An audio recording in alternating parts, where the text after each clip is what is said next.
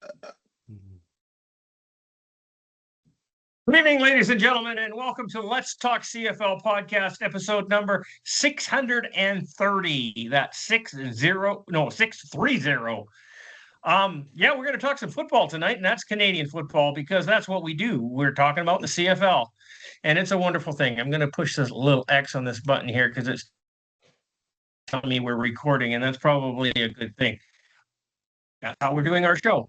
So I'm your host, Chris Jones, and we've been doing this for a long, long time, and this is another Grey Cup week that we are happy to deal with. This is the first time that we've had 6 people. Will, you're going up and down like a yo-yo. We got 6 people on panel now. This is awesome. And we'll go forward and talk about the Grey Cup and the Grey Cup week and what's happening in the awards. We've done that. And a bunch of changes that are happening in the league and the pros, cons, and we're going to review the divisional final games, which was pretty spectacular. But first, let's introduce the panel. We got Scott Morledge from Regina, Saskatchewan, wearing his Bomber blue jersey tonight. Scott, welcome to the show. Thank you very much. It was a great week after a great weekend. Looking forward to the Grey Cup and looking forward to discuss some good football. Exactly. Michael Dennis, Portland, Oregon, our wayward Edmonton Elks fan. The only thing that would make this week better would be having Edmonton play in the Grey Cup, but I know that's not going to happen. So it's going to be. If Edmonton was in the Grey Cup, it would be a shitty game. No, it wouldn't. You'd have one of the best quarterbacks in football. They're a shitty team with a shitty quarterback, okay? Oh. And Montreal or Saskatchewan would have the way with them. But it's going to be a good week. I'm looking forward to the Grey Cup, and this is going to really be my first Grey Cup as a CFL fan, so I'm looking forward to it. Well, that's pretty spectacular. And I heard that you've got a friend coming over. I'm in awe because you actually have a friend, but and I understand he's a football fanatic in both NFL and NCAA, and this is his first introduction to CFL. He's never seen it. He's never seen the CFL, really, and he thinks that some of the rules that we have in the CFL are kind of mind-boggling. In a good way. Negatively. That's not true. He doesn't understand the rouge. He won't have to understand the nuances of this game because they do make it a better game and more exciting game. I know that. Mike, are you baiting people right now? You're not baiting people, are you? No, I'm not. Okay. Just checking. He doesn't understand the rules that actually make this game Canadian. Right. Exactly. But a lot of those rules are changing, so we'll have to deal with that. Yeah. Charles Cliff, Abbotsford, British Columbia, BC Lions fan. How you doing, Charles? Look at the T-shirt today. What does it say? Roar. They did for 50. Actually, it says roll R. I was going to say the same thing. It says roll R. Roll R. No, I got to go up before it loses its picture. It vanishes when you stand up. I know. Well, okay, hang on. I could do this differently.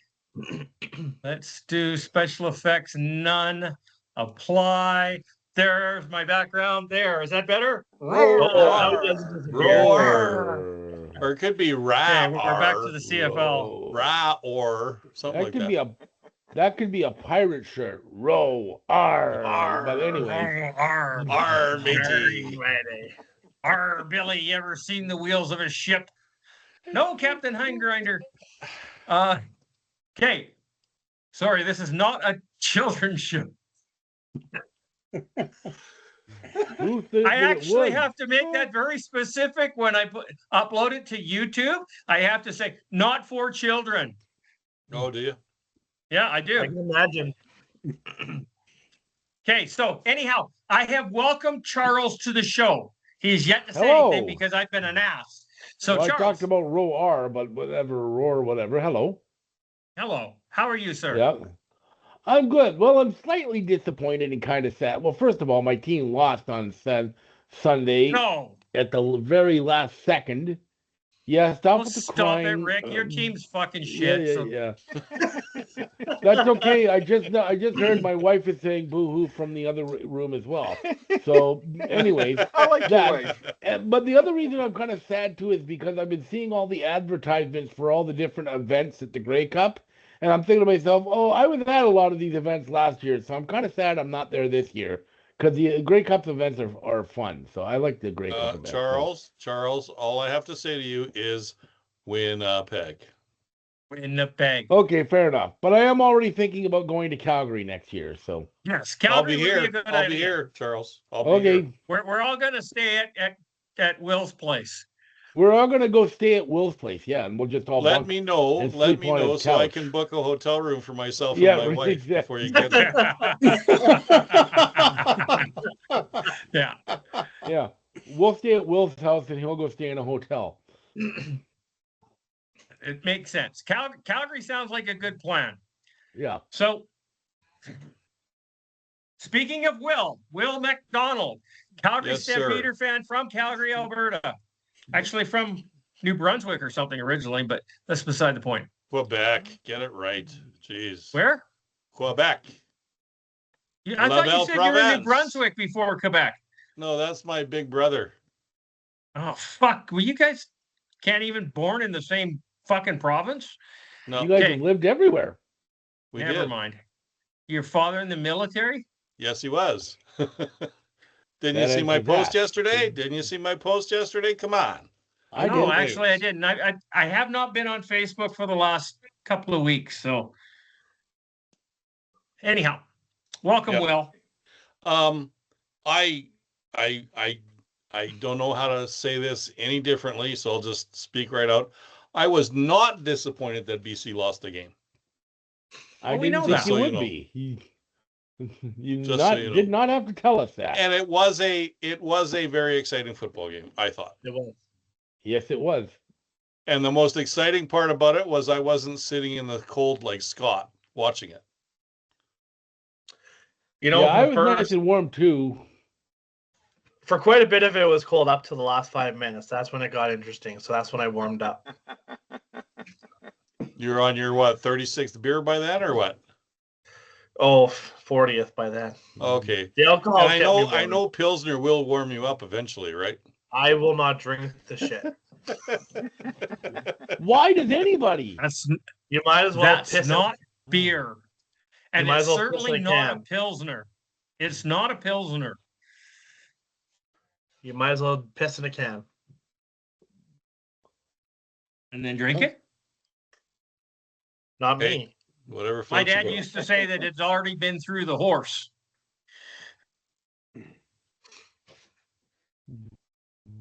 Never. Anyhow, what do we got? Oh, we got Rick left. Rick McDonald, how you doing? Very well, thanks. What's going on here, everybody?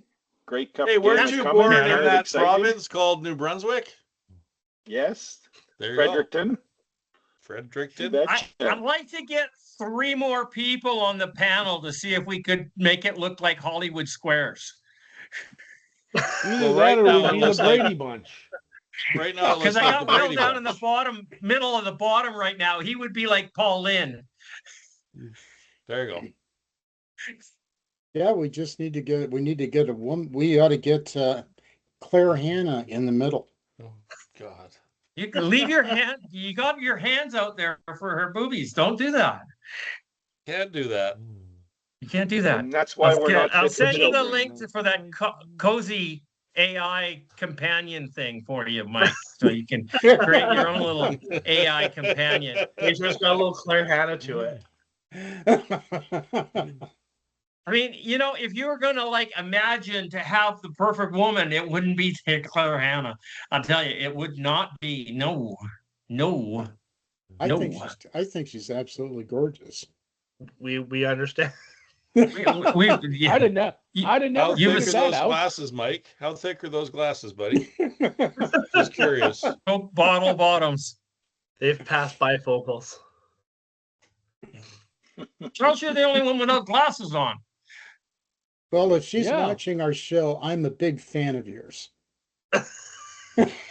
You know what, Mike? I think you should knows. make it your goal in life, Mike, to get Claire Hannah on our podcast. I honestly feel like I need those You know what? big novelty glasses so I can not. Mike, you haven't even Stick met out her so yet. much. She's gonna serve you. If I got Mike, her you on get the, Claire Hannah on the show, and I'll be nice to her. if I got her on the show, I wouldn't be able to say a word. No, you wouldn't. How you doing, Mike? So are we talking about football anytime soon? I was going to say, how long did it take this show to go right off the rails? 12 minutes, 13 minutes. Sorry, there you off go. the There you go. rails. I was just about to say, in grade 11 law class, I was sat beside a Playboy bunny, a future Playboy bunny. You can look her up. God, we Kelly are Tuff. off the rails. Okay. Charles, you need to No, bring us back not in really. line. Okay. How do okay, I do that? Oh, that's what I needed to do. I don't have my iPad up. That's the problem. I have that list of Sparky things to do. So Mike's we'll got get this. his iPad there with Claire Hannah on it. Yeah. He's got one of those AI apps that you push the button and it takes their clothes off. God, Kinda that'd be cool. gorgeous. That'd be gorgeous. Okay, get rid of that. Back to reality, Mike. Come back to reality. Back to reality. Okay, Sparky, where is he? There he is. Okay, here's our thing that happened. Last week we had two playoff games, divisional finals. In the East, we had the Montreal Alouettes into Hamilton to play the Tiger Cats. This game was, everybody wants to say these were both very good defensive struggles through the first half of the game. Was it defensive struggles? Was it great defense, or was it just struggling offense? I'm not sure, but they were pretty low scoring games. I think they were like 0-3 and 2-0 or something. I don't know. The first quarters were terrible in both games. There was no points at all, or very little. And anyhow, but this Montreal Hamilton game, it kind of went the way I expected it to. It was going to be a close fought game. I think I had the impression that Montreal was going to come out on top, that they were a serious, superior team, that Davis Alexander, who was 12-0 coming into this game and is now 13-0, was going to come in and show and prove himself. I don't think Montreal's ready to lose yet, and I don't know if they're going to lose this week. So it's an interesting game. Anybody want to talk about this game? Eastern Canada, two Eastern teams. We don't have a fan from either place here. I don't think that I don't think Montreal and Davis Alexander had a great game. He only threw for 210 yards. Yeah. And if you take a look at statistically, I thought Hamilton played a better game, but at the right moments, the Davis Alexander magic kicked in, and he was able to move his team down the field when they needed it. And that was football. Yep. I was actually personally quite shocked at the lack of performance from Bo Levi Mitchell. I actually expected him to have a much better game than he did. I expected him to want it more, and none of that offense seemed like they wanted it. I don't think he could get the ball. He couldn't get the ball into his receivers like Lawler. He didn't have a great game. No, I mean, that's the whole thing, is that offense just sputtered the whole entire way, and that's what I said at the beginning was it great defense, or was it just pathetic offense? And but I don't think either quarterback played particularly well in this game, to be honest. They were kind of lackluster. They didn't. Alexander pulled it out in the end, but it comes down to the whole. And Hamilton missed that big tackle at the end of the game that led to the field goal, and it comes down to good teams find a way to win. Yes, true. Good teams find a way to win. I think you could see that the results that Hamilton had were. This was being shown, I think, the last 4 or 5 weeks of the season. They were not playing offensively great football going into that game. And I think having that week break kind of hurt them. Don't you think? Call it a bye week. Hamilton was Canada. Hamilton was an overrated team this year. I think they finished first. They only finished first in my mind because Davis Alexander was hurt. I don't think they get anywhere near first place if he's healthy the whole season. And I think that playoff game just kind of cemented it that they just weren't that good. 100%. Right Yeah. from the opening kickoff at the beginning of the season, Hamilton has not performed really well. And if you look at it, I'm not sure that they beat a team over 500 the entire season. No. No, they didn't. Well, they did beat the Lions. Not Lions at the finished time over- that they although beat. at, But the Lions okay, weren't 'cause at over the, 500 at the time. No, they Yeah. were not. That's correct. At the time, they didn't Right. beat anything. And I mean, BC had a shitty beginning to the season and finished extremely strong. So, Yeah, it's They did. kind of an two opposites almost. yeah. But Hamilton just was not a quality football team this year, in my opinion. And I was not surprised by the outcome of this game at all. I think Montreal would have been a dominant force the entire season if Davis Alexander hadn't missed, 7 games? Yeah. There's something about him being in the lineup that just makes them play better. And all facets of the team played better. Yeah. They had the exact same team when Davis Alexander was out, but played like crap. Alexander Yeah. came back and boom. He's the lifeblood of that team. That's pretty Yeah. obvious. Yeah. You know, if you take a look at the statistics for Montreal, I mean, their receiving core, Tyler Snead only had 57 yards, but I can remember some key plays in going down the field that he made. Same with Travis Thesis having only 52 yards receiving, but he made some plays when they absolutely needed it. From the rushing game, Montreal really didn't have a rushing game except for Alexander. He had 64. Yeah. So Which I didn't Okay, do them so- much good because he kind of look at Final this score- team. I look at this team and I go, you know, if I'm Saskatchewan going into the Grey Cup, I've got some hope that I could do something in the Grey Cup this week. Nah. That's a Yeah. fairy tale.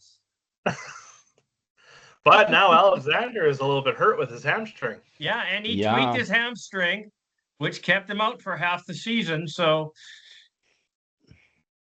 yeah, they're going to shoot it up. They're going to freeze that leg. He's not going to feel a damn thing. But is this off-season surgery? I don't know. We'll I see. wonder want if he to- was. I wonder because I was looking at him and he doesn't look like the fittest human being on the face of the earth. Just saying, No. little chubby. I'm just wondering what his workout regimen is and so on and Or so lack forth. thereof. Yeah, but Mhm. you know there was Danny McManus, and we know what he did. So Tommy Yeah. Wilkinson. yeah, Yeah. Tommy Wilkinson too. So These are guys that had cigarettes in their mouths when they had to go onto the field. They flipped them off the sidelines, right? Yeah. and they wish there was beer cozies because they could have had beers on the sidelines too. At Exactly. the time, yeah. Okay. So this was a final score of Montreal 19, Hamilton 16, barn burner. Total of 35 points. Everybody was over. Mike and Scott picked Hamilton to win. Oh my good Lord, why? So they did not get the 100 points, but Charles, you picked up 8. CJ got 4. And that's it. Nobody else got any extra points.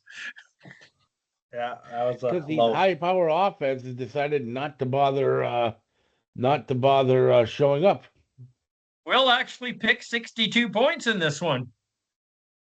Thought it'd be a barn burner. They're lucky to have scored half of that. Okay. The Western Divisional final was the British Columbia Lions going into Saskatchewan to play the Rough Riders. And this game was kind of what I expected it to be. It wasn't as I wanted it to see more offense. I don't think I did between these two teams. Neither one of them actually played like they wanted it. BC was in my opinion, in control of this game for 59 minutes. And you got to play 60 minutes of football. And it didn't happen that way.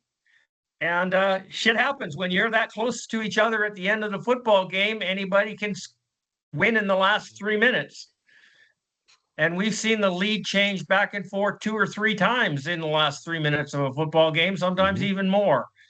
So no surprising that the team with the ball last literally won the game.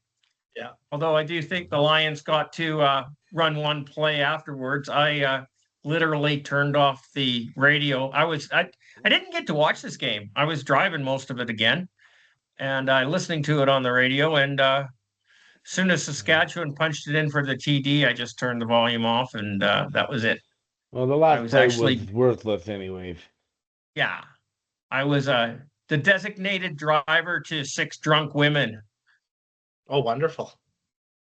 Yeah, they weren't drunk at that time. I had to wait around for them to come back from the pub afterwards. So we were on the way to the pub when the game was on. So yeah, anyhow, Charles, you talk about the Lions on this one, and we'll let Scott talk about the Rough Riders. Honestly, I thought for the majority of this game, the Lions were the better team. They had the lead for the majority of the game. I thought neither offense was at their A game, but I thought the Lions, for the most part, were clicking better than the Riders until, of course, the last 3 minutes where that completely flip-flopped. The Lions' defense couldn't get a stop when they needed it, and the Lions' offense couldn't get a first down when they needed it. So, I mean, I thought they were, probably 57, 58 minutes of the game, the Lions were the better team. But the Riders made the plays when they needed to make the plays. I questioned some of the play calling, although I know what they were trying to do. I thought the Lions had a chance to really jump on the Riders in the first quarter because the Riders were just, it was just the one thing about the Lions, way too many 2-and-outs. I think they had 7 or 8 2-and-outs. And that could go, 7 drop passes. That was the next thing I was going to do. It was drop pass after drop pass. They complete even half of those passes, it's probably a different story. But there was so many drop passes in that first half. And it wasn't Nathan Rourke missing. The ball was right there for the receivers. They dropped them. Now, maybe that was partly due to the cold weather. That I know that could play havoc. We saw Sean White uncharacteristically hit the upright and miss a field goal. Again, was that cold? No, who knows? Doesn't matter. Both teams got to play in it. So, I mean, like I said, the Lions were the better team for 57 minutes. But when it came right down to when they needed to get a stop or a first down, they just didn't execute. The Riders did, and the Riders are the ones going to the Grey Cup. Yes, there's the controversy about the winning touchdown, where it's going to come up a little bit later. I have my own thoughts on that. It doesn't matter as far as I'm concerned. The game's over. The Riders got the job they need to get done. They edged them out, and that was that. The Lions, I don't think, played a terrible game. I don't think they were at their A game. And the Riders just was able to make the plays when they needed to, and the Lions were not. And that's where this game was won and lost. You want to know where this game was won and lost? It was when Jake Mayer beat Jeremiah Mazzoli early in the season, which would have put this game in BC place. That's a good point too. But it's happened. Shoulda, coulda, woulda. Yep. Coulda, shoulda, woulda. Didn't happen. Scott, talk about the green monsters in your blue shirt. I'm actually going to go ahead and agree with Charles for the most part on this one. One of the first things that I'm going to say is Rourke is one hell of a talented quarterback. He pulled off some stuff in this game that left the fans going, how? There was the one pass where he was practically down and just kind of threw it. I don't even know if he knew where he was throwing it. Yep. And it completed a pass there. James Butler. The whole entire stands went, how? Like everyone, like you could just hear how in the air. So I'll give it to Rourke. And I'll be honest, Rourke is the only person on that team that I felt wanted that game. because you had receivers dropping ball, like Charles said, just uncharacteristic things. I know from being at the game, the choice to go for a field goal late in the game, the choice to punt it was not a very popular choice, but it was the smartest thing he could have done. Because third down and long, when you have that much time, a little bit more time left, you trust your defense. They've done a decent job that game. They did what they had to do, and now we're where we are. Yeah. And the one thing about that, a lot of people were complaining about the one punt late in the game. Here's the thing. If the Riders don't convert on that, they give the ball to the Lions already in field goal range. Yep. And they kick a field goal and the game's over then, even if they go 2 and out. So that was a lot of people were questioning it. I'm like, yeah, I'm not surprised they're doing that because they also had a timeout left. And the defense was playing relatively well. The whole drive was not going their way. Mm-hmm. And if they would have gambled, it would have been a turnover on downs. Mm-hmm. That drive, BC had their number. So I know Mace saw that and he said, nope, we need to reset. Let's kick it away. Let's let our defense do what they need to do. And I know for myself, personally, I was sitting there going, you know what? If we punt it away and they give the first down, they deserve it. Yeah. But unfortunately, BC Lion, one guy missed a block, and it was Vander Horvath who missed the block. Yeah. If he makes that block, if he makes that block, Rourke gets the first down easily because there was nobody else in front of him. But he was able to, the defender, I can't remember who it was able to get by Horvath and take Rourke down. Yeah, there was Rivas that one block cost him the Grey Cup. But hey, that's what happens sometimes. Yeah, cost him going to the Grey Cup. That's what I mean. Sorry, yes. Because I don't know. It would have been interesting. I have to believe that Montreal would have had something to say about it. But I really wanted to see Rourke versus Alexander, to be honest. But it wasn't meant to be. You know, everybody says, well, I mean, your team lost. My team got further this year than I anticipated them to. I'm very proud of the boys for what they did. And I didn't think that they were going to be as good as they were. Did they deserve to go on to the Grey Cup? Does anybody? You know, you got to earn it. And you earn it by winning the Western Final. They didn't. So be it. And if this is the first year that Rourke's is with us because he basically said he's not chasing dollars, it could be the beginning of a really good run for the BC Lions. So I'm excited. I'm happy with what the results were. Disappointed they didn't win, but shit happens and you move on. They're right up there in next year when we go into the season. BC's right up there at number 1. You have to believe that they are. Unless some major changes happen. You don't know that because why? Free agency. Thank you. Free agency. That's the thing. No, you're right. Because of what? Free agency. Free agency. Major changes happen. But everybody has free agency. So yes, 100%. 100%. Absolutely. Yeah. If they keep the core together, they'll be there. Yeah.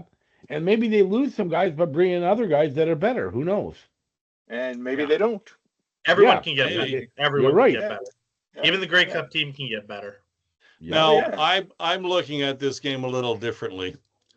Okay. And go ahead, Will. And I know Scott is a really nice guy. I'm not going to be a nice guy. Okay. I'm not. BC didn't do enough to win. They once again they couldn't stop the run. They had 113 yards on the ground, Saskatchewan. That's what you need in cold weather. Yeah. The receivers dropped a stupid amount of balls in the first half, absolutely, and Nathan Rourke hit them in the hands every time. And I know Scott says that Nathan Rourke does some good things and he does some great things. There's no doubt about it. Bottom line is what? He lost. Marcus Crandall wasn't pretty, but he still won a Grey Cup. Yeah. So no one's disputing that. Once again, it's a team game, and coulda, shoulda, woulda, and I don't, at 21-20 24, I don't think BC outplayed Saskatchewan at all. It was And a as a very matter of fact, if anything, I have more respect for DFE's defense now than I ever have. Because they held Nathan Rourke to below what he normally has. Pretty simple. How much of that was the weather? Big 2-0 I don't know if the end of the game. Saskatchewan defense held him down to what he normally did. If he connected He's on still half of those 7 passes, his numbers would have been strong. Absolutely. Coulda, shoulda, woulda. Woulda, coulda, shoulda. But that wasn't the defense. That's not the that was defense. a fucking that's rock guys hard dropping ball. balls. Oh, so The you guys Riders are didn't blaming drop the passes. weather. You're blaming the weather now. I'm not blaming anything, William. I'm saying no, that it it's didn't just- happen. It's just if they had a won and it was in BC Place, for example, they would have won in BC Place. And then they go to Winnipeg, which is probably going to be cold. They're going to have the same problem. Of course they are. That's all. I mean, BC Lions have won the Grey Cup 6 times in their history. 3 of them, I think, were in BC Place. Mm-hmm. No, only two. Only two. Only two. 94, And I was at 94 and both of them. 2011.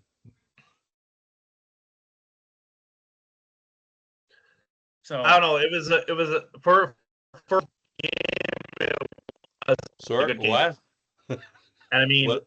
for a cold game, it was a good game but again, Nathan Rourke can't catch the ball. He can only throw the ball. True that.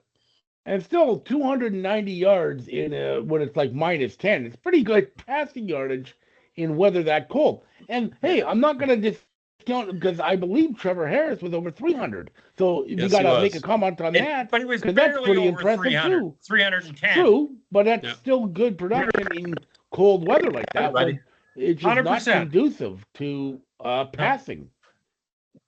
And, You know, minus It came down to the Riders ran the ball better. Yeah, and then there's I agree.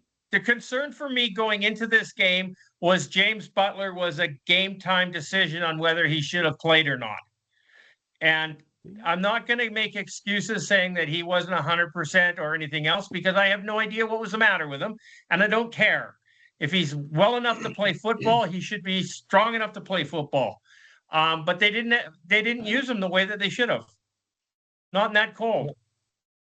Hand the ball off. Run the ball. It was Run a lot of the ball. It was a lot of like what Winnipeg didn't do. Give him when he got the ball, he did pretty well with it. Yeah. But they didn't give him the ball. Final score, Saskatchewan Roughriders 24, BC Lions 21, total of 45 points. Charles, CJ, and Sparky and Scott picked the Lions to win. The other 3 took the Riders. That's right. Scott actually picked BC to win. So you guys got you made up Mike and yes, Mike, Will, and Rick made up for the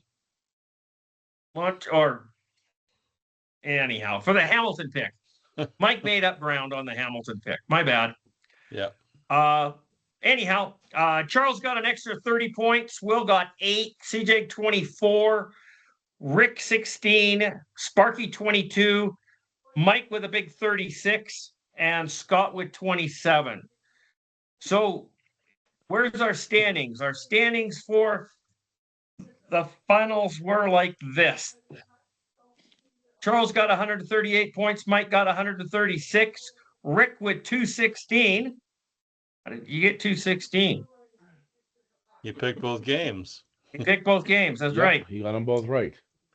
CJ 128. Sparky 122. Will 208. Scott 27. You fucking picked 2 bad games, buddy.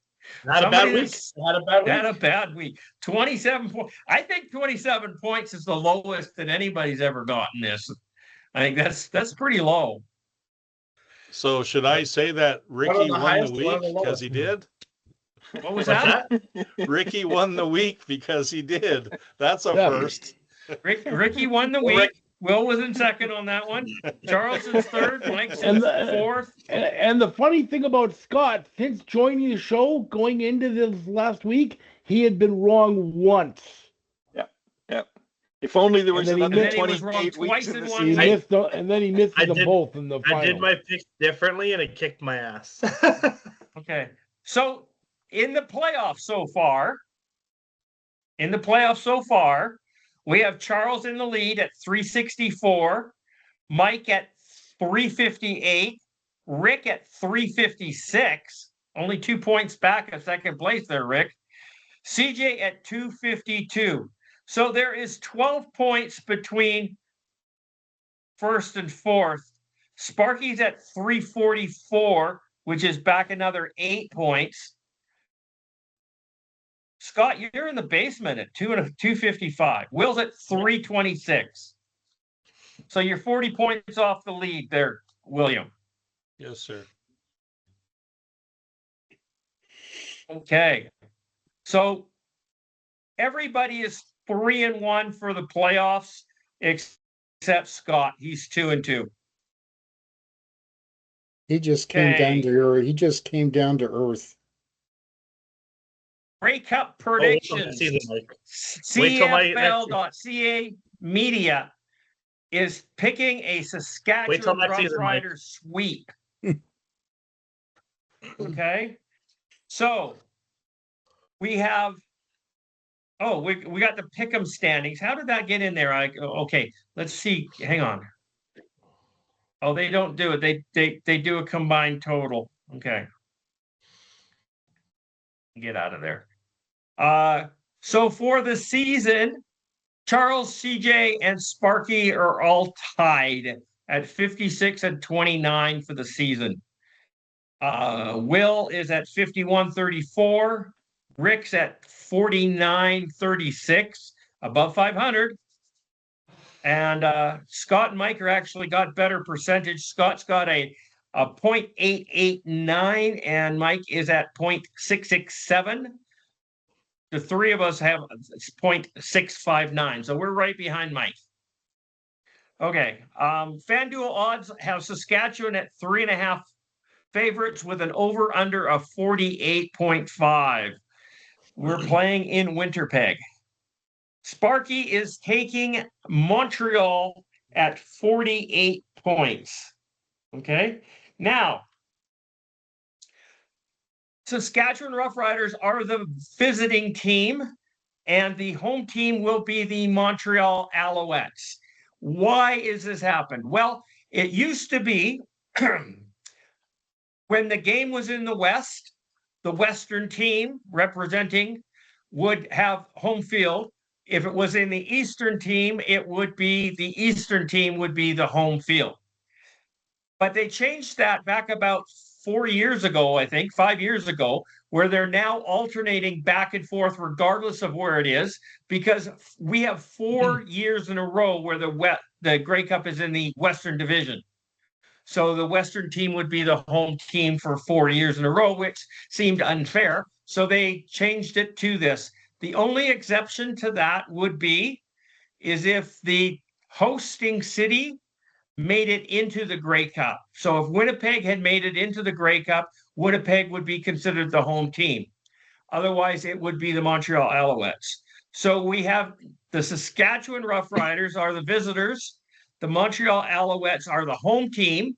The game is in Winnipeg. Charles, who are you picking? Oh boy, this is somewhat tough. I mean, well, I'm going to be honest. If I had the feeling that Davis Alexander was 100%, then I would go for sure with Montreal. But he's got that hamstring that's been bugging him all year. And he definitely tweaked it at the end of last week's game. So that gives me kind of pause. But you got to look at this. Davis Alexander still hasn't lost. He's undefeated. But does that mean he's finally due for a loss? I mean, he hasn't been lights out in either playoff game, but he's been able to get the job done. And I think you can make the same argument for the Riders last week. They weren't great, but they got the job done. Trevor Harris has something to prove because he's never won it as a starter. He's won it as a backup. He had one chance to win it as a starter with Ottawa in Edmonton in 2018, a game I was at. and didn't get it done. A game. Will and I have commented many times on the horrible nature of the field in that game, and let's hope the field in Winnipeg is a lot better than that on Sunday. Yeah, this is a tough one. It's going to, I think, come down again, potentially, to the running game, because it's going to be another cold weather game, and at that point, you probably give a slight edge to the Riders with AJ Ouellette. Although the running back for Montreal there, what's that guy's name? The newest running back. Stevie Scott. Yes, Scott. He's looked very impressive in the last couple of games, running the ball well. So it's a tough one. I think this is going to be a coin flip game. I think it's going to be a very close game. I'm going to stick with Montreal because I'm not going to, it's hard to bet against a guy that hasn't lost. He may be due, maybe not, but I think if he's healthy enough, he'll get the job done. Still not sold on Trevor Harris. He can be hot and cold at times. I'm going with Montreal. I think it's going to be close. I'm going to say Montreal, and I'm going to say an even 50. 5-0? Yes. Okay. William. Uh-huh. Well, I don't disagree with Charles, but I think the thing that nobody is looking at is Alexander gets a little hyped for a lot of games, and I think sometimes that throws him off. And I think he says things that he shouldn't say, but whatever. You know what? I was impressed with Saskatchewan's defense. Montreal has a great defense as well because they still basically have the defense they had from 2023, I would assume. Yeah. And they're a really good defense. But there's something about Saskatchewan, and like I've said all year, I like Corey Mason. I've been saying that for a couple of years now. And I think Trevor Harris has not been fantastic, but he hasn't been bad. And the only way I think Saskatchewan loses the Grey Cup is if Trevor Harris gets hurt and they put in Jake Maier. That's the only way. So I'm going to go, believe it or not, and I hate to say this, and maybe it's because Scott is on the podcast right now, and I still haven't decided if I like him or not, but I like Saskatchewan a lot more right now. So I'm going to go with the Riders at 46. 46. Okay. I'm going to jump the queue right now. CJ is going to take the Montreal Alouettes, and I am as opinionated on this as William was on the Saskatchewan. The only way Montreal loses this game is if Davis Alexander is hurt.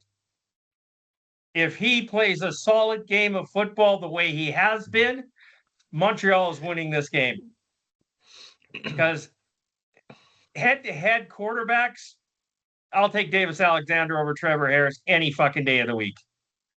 So the only way that Montreal is losing is if Alexander is hurt and is unable to perform to his top of his game. But I think they're going to fill him so full of drugs that he can't feel a goddamn thing. And I think he's going to have instructions not to be too mobile, not to take off, not to win sprints. And so I'm taking the Montreal Alouettes. I'm taking them at 54 points. And we'll see what happens in the Grey Cup game. I might actually watch this game. I don't know. Maybe not. The hell. And we'll go backwards for a bit here. Scott, what are you going to do? You know, what's funny about this game is most of the Montreal team has been here before, other than Alexander, to the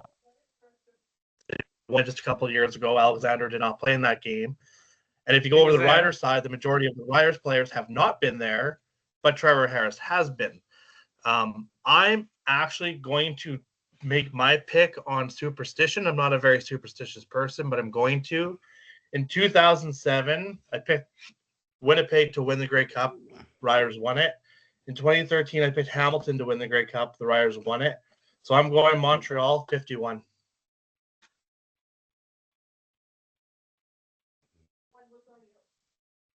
Interesting.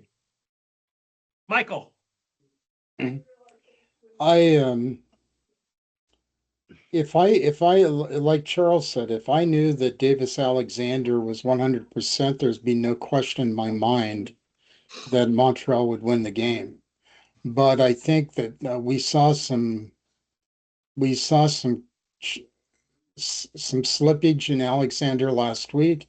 He did not play. He did not play the greatest game in the league as a quarterback last week. He did make some key plays, no doubt about it, but he didn't have that Alexander magic that he'd had in prior games.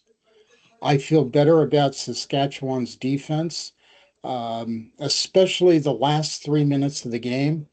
Um, I think Scott told me during that game, I think he mentioned that he earned the Coach of the Year award with the way he coached that last 3 minutes.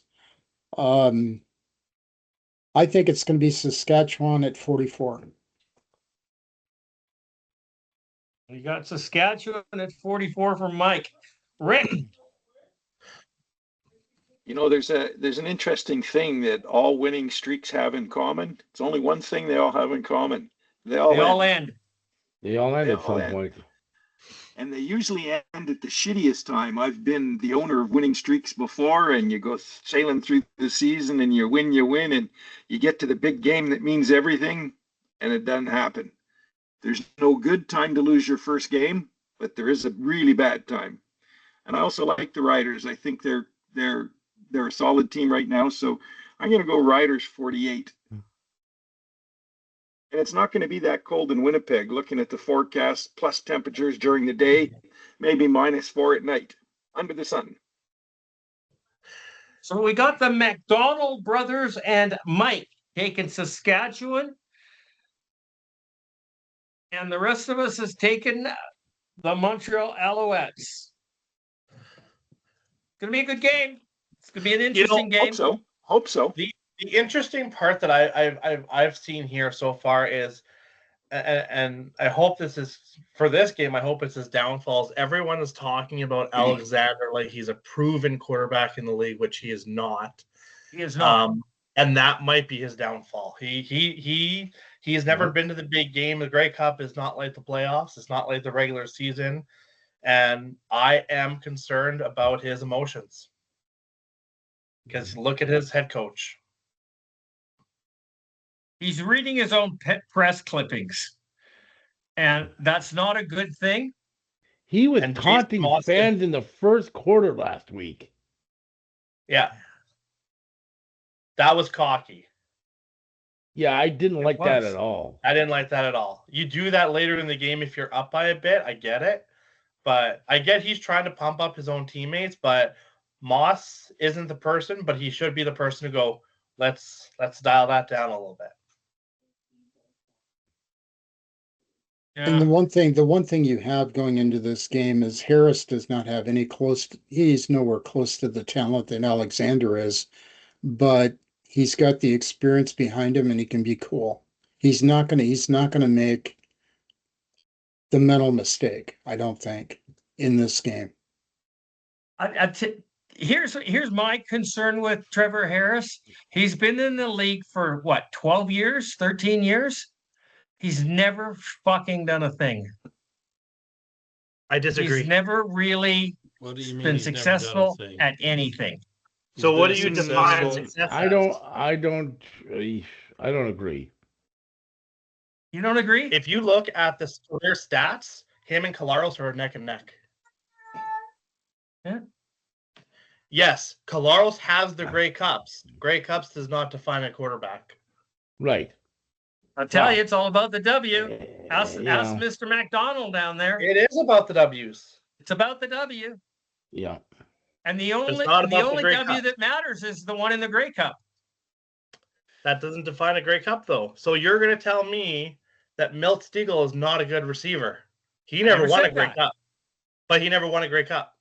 Neither Dan Marino never won a Super Bowl. Exactly. So it's not all about the Grey Cups. It's not. It is how you keep score. It's about those career stats. It's about the amount of rings you have on your fingers. No, not the career ones. Stats are for losers. I still think it cements your legacy to win the championship. No one's going to look at Mel Steagall and say he was shit because he never won a Grey Cup. They're going to look at his stats, though, and realize how great of a receiver he was. But are they going to sit there and say he was the absolute elite receiver? In my opinion, he was the best in history. But can you be considered the best in history when you haven't won a championship? Once again, I think Dan Marino is the greatest quarterback in the history of football, and he never won shit. But once again, it's a team sport. It's a team sport, there you go. And it's who they surround you with. Yeah. Well, wouldn't you say Harris is going to be in the Canadian Hall of Fame? Probably. Of course he will. So right that would make him a great quarterback.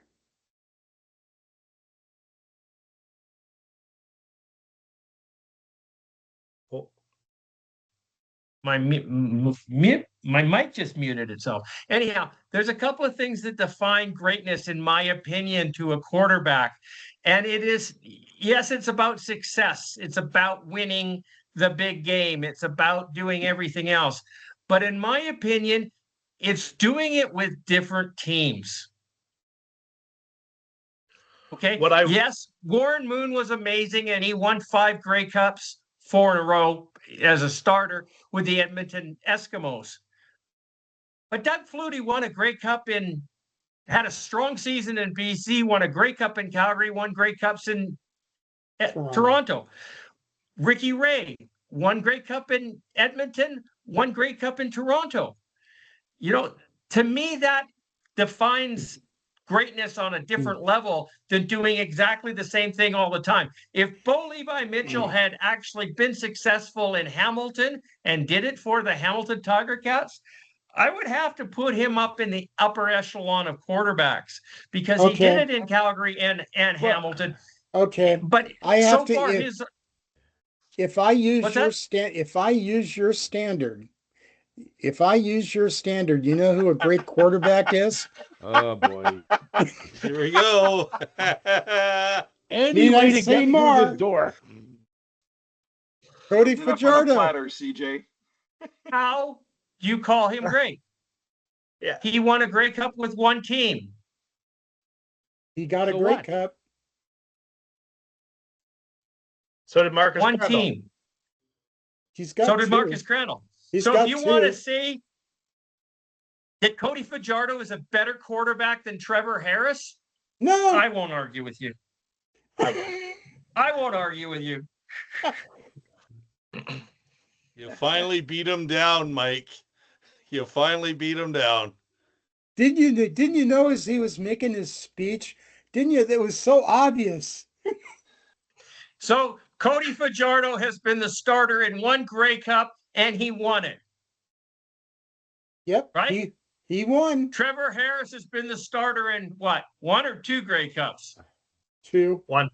2, yeah, 2. 1. Trevor's never won. 0-2 this weekend. Well, Trevor Harris is going to get his first Grey Cup this weekend. Maybe we'll see. I don't think so. That would be nice. I hope so.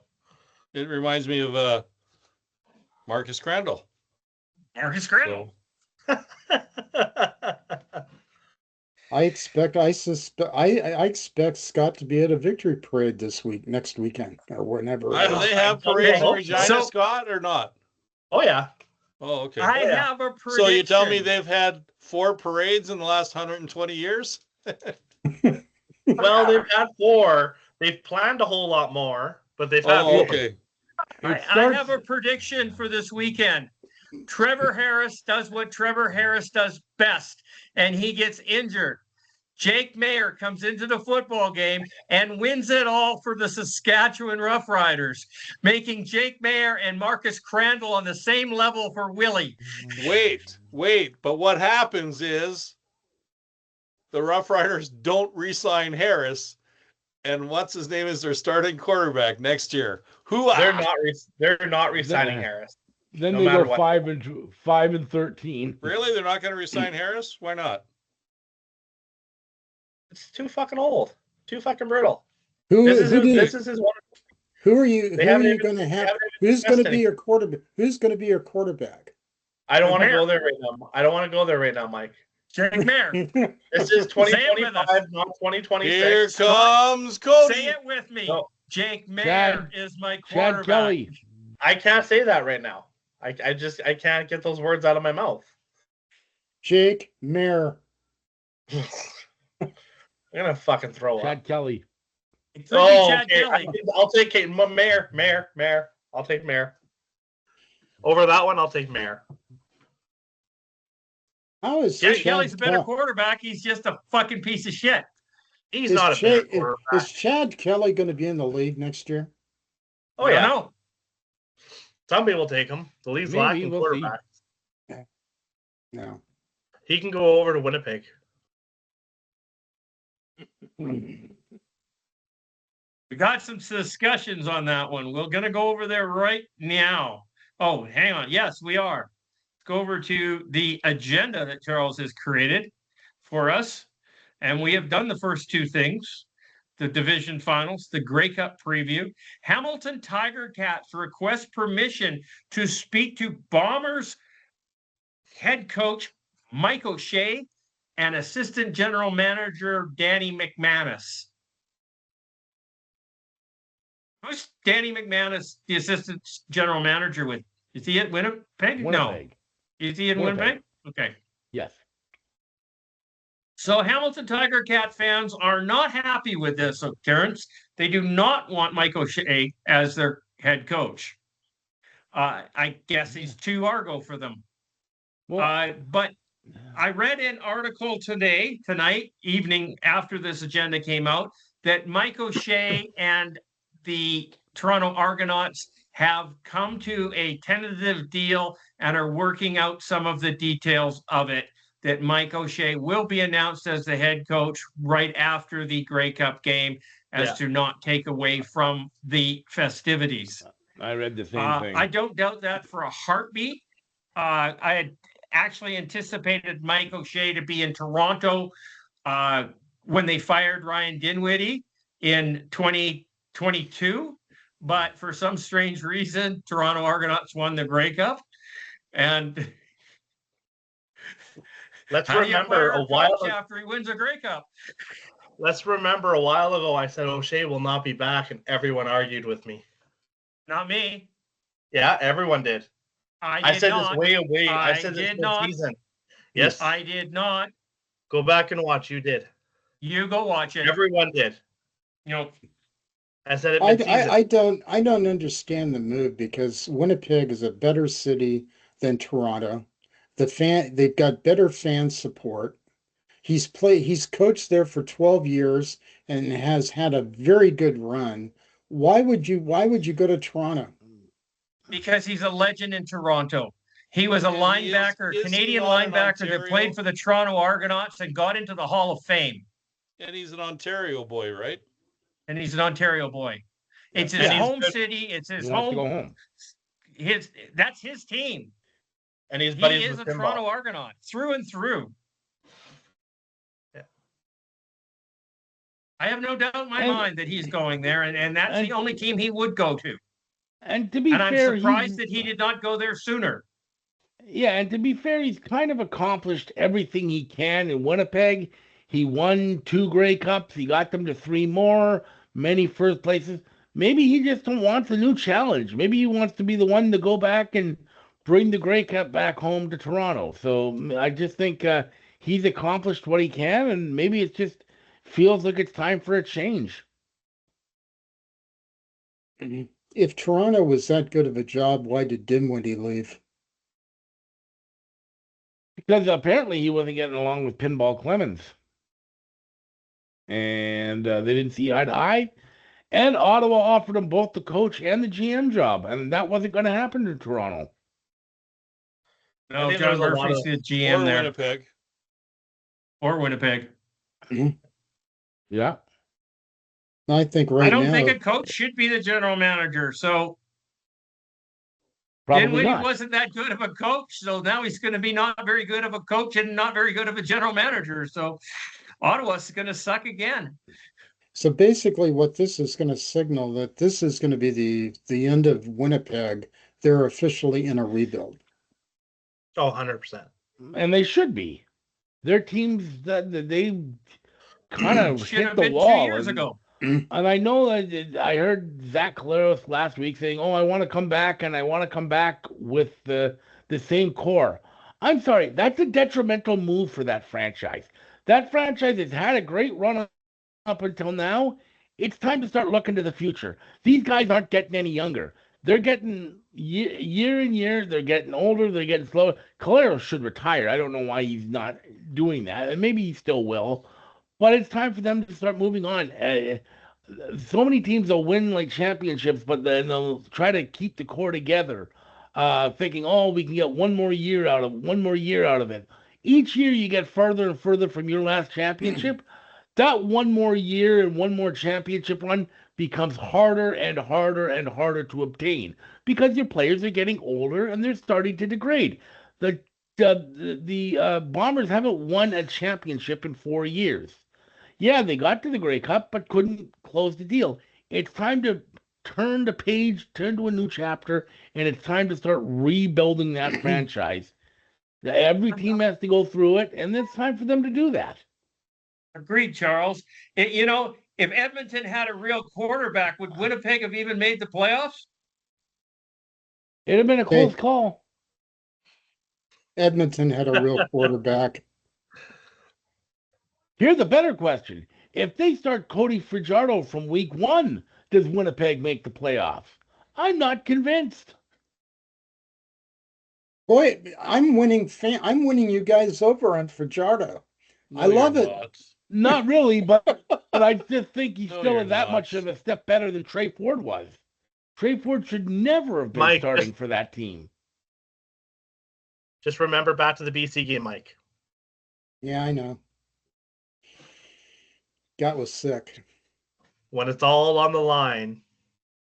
I don't care who Edmonton starts. They don't currently have a quarterback capable of starting football games in the CFL. I agree. In a positive way. I disagree. So, of course you do. So let me ask Charles something. Charles, you say not Cody Fajardo. Zach Collaros should retire. Yes. Mm-hmm. Who's the best quarterback in the CFL right now, Charles, in your mind? In my mind, I'm going to say it's Nathan Rourke. And who's number 2?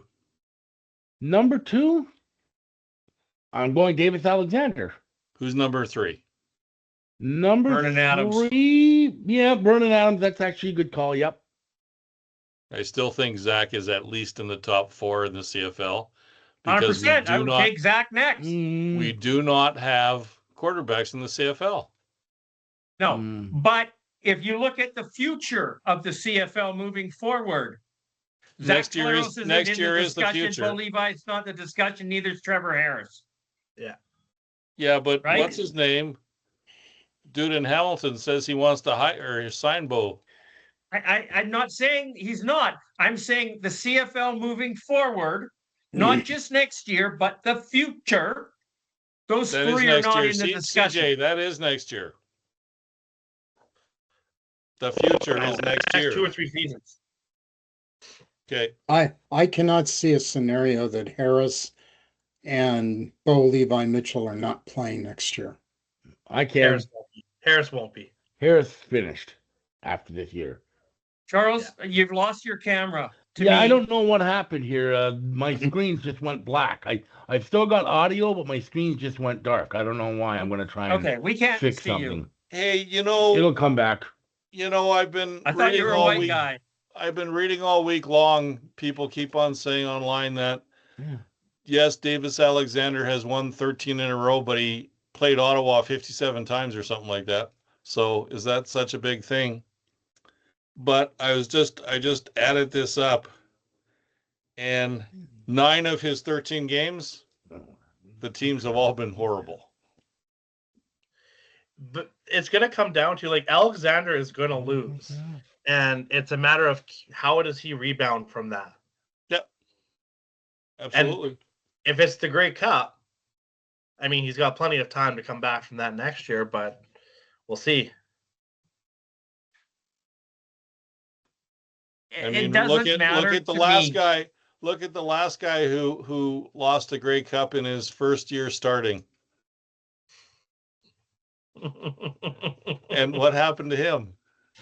Did he ever play quarterback again? Who was that? Ryan Dinwiddie. Oh. That's a little weird though, because he wasn't really a starter. He had never played a game before the Grey Cup, believe it or not. That was his first start. And did he play a game after the Grey Cup? I can't. He was never played. That's why I was surprised when he went to quarterback coach. I was like, what? I can't even remember where he went. So Charles is back. Yes, he is. I don't know why. I know my screen. He's closer too. My screen just blacked out for a minute. I don't know why. I don't know if that's a good thing or not. He's sitting up and paying attention. Oh, is he? Okay. I think next year with Brian Dinwiddie in Ottawa's going to get even worse. He's not going to attract players in Ottawa. But that's okay. Yeah, but you never know though. Players tend to go to the teams that are look at Edmonton. They got a whole bunch of good players, and they were the shittiest team in the league. That's because they were throwing money at them. Yeah. Oh, you Ottawa. Kenny Lawler and Gino Lewis. Ryan Dinwiddie is the general manager now, so he'll probably throw money at people. That's the thing is, Ottawa always seems to bring in some big name, talented free agents, but they never gel as a team. Yeah. I just think Ryan Dinwiddie's a jerk, but that's you never know. Maybe Ryan Dinwiddie's a nice guy and he just didn't like being in Toronto. Oh, can we blame him? No, I hate being in Toronto. I can't blame him.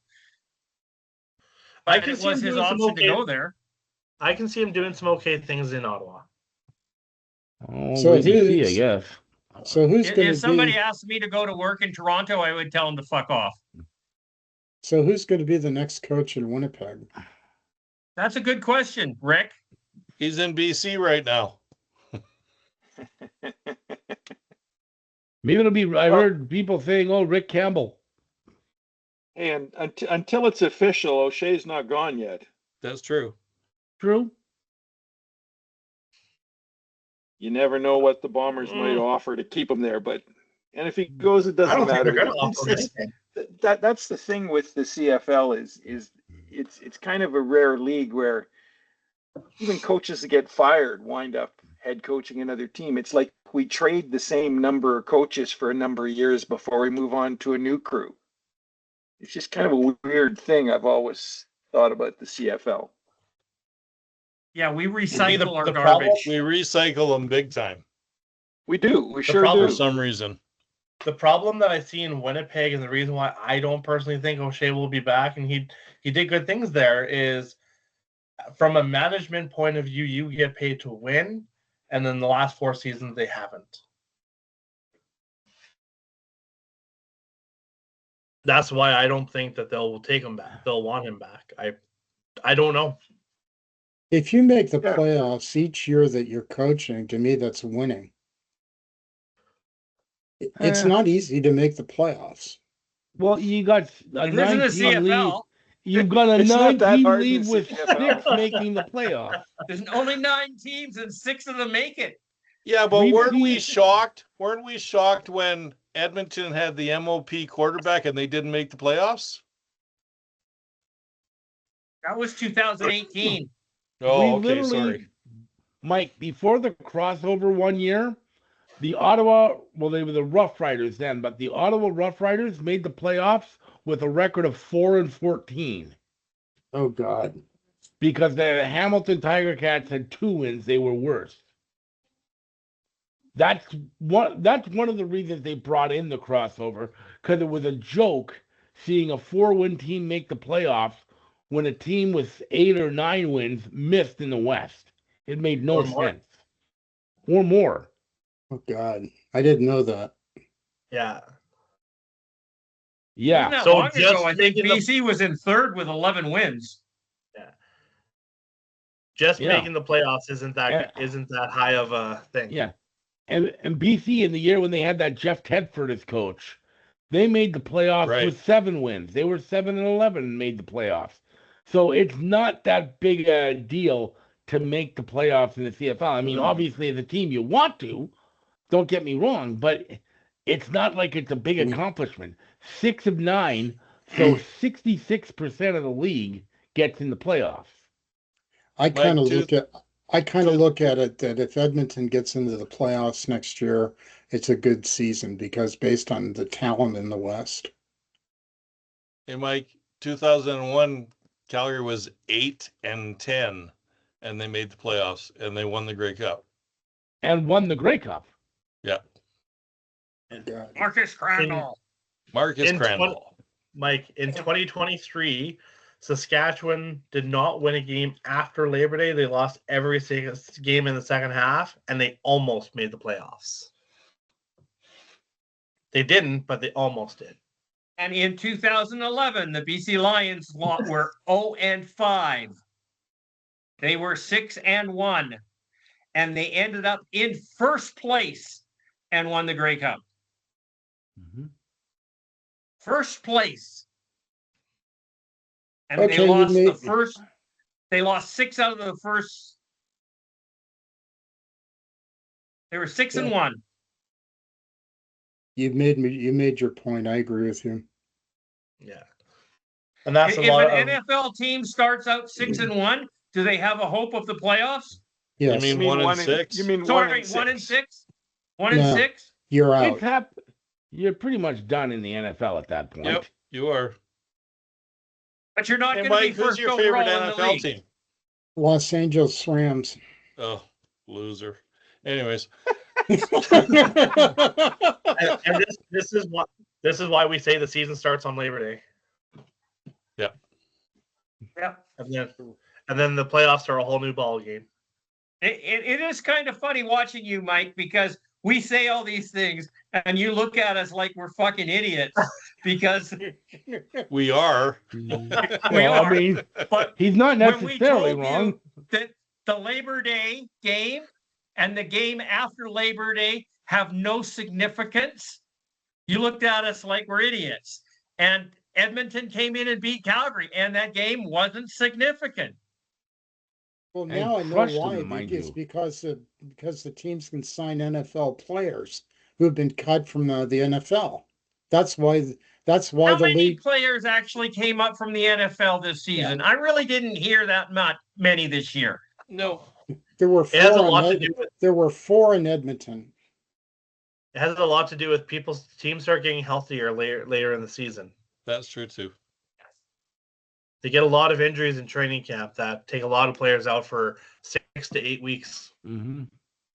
And after Labor Day, the teams get healthy. You get some NFL cuts, and you got the fans back in the stadiums because they're no longer out of the cottage. And the season starts, and we're excited about it. The kids are back in school, and there's no more Thursday night games, and we're playing football. So the season starts after Labor Day. Yeah, but I still enjoyed the season starting in May and June. I enjoy those games. They're still worth 2 points. Yeah, they're nice to And if BC won some of them watch. 2-point games, we would have had a home field advantage in the Western Final. Yep. Shoulda, coulda, woulda. Shoulda, coulda, woulda. Okay, next on the agenda, we were talking about Mike O'Shea going to Hamilton, which is not going to happen. He's going to Toronto. Okay, the next one up is Saskatchewan Roughriders have not discussed a contract extension with Trevor Harris.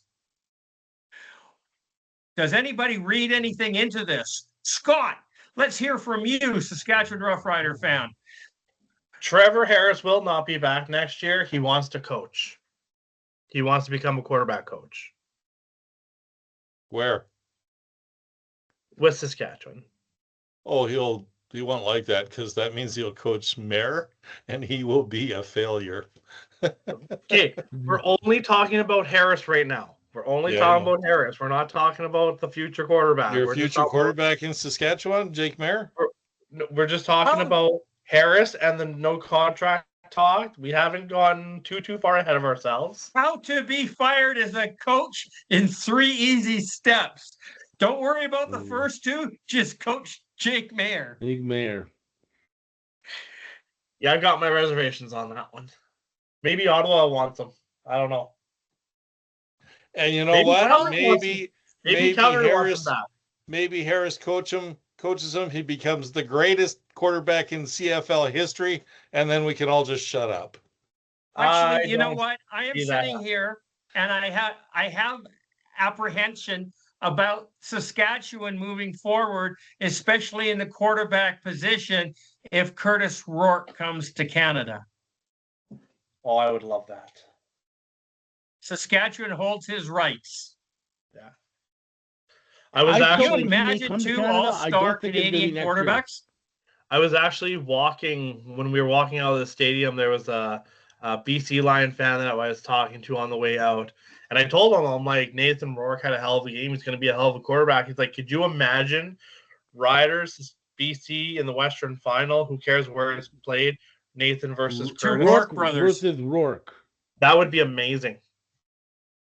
And then for sure, we'd know for sure that one of them could actually win a Grey Cup. Yeah. There'd be no argument. They could at least get to There'd be no bet or anything. At least get to Rourke the Grey won Cup. the Grey Cup. We could say that. Here's the thing. We could say Rourke won the Grey Cup. I think there's a decent possibility Curtis Rourke ends up in Regina. I just don't think it's going to be next year because this year he was injured. He never got a decent shot to go to the camp with the 49ers. I think he's going to want to do that at least next year.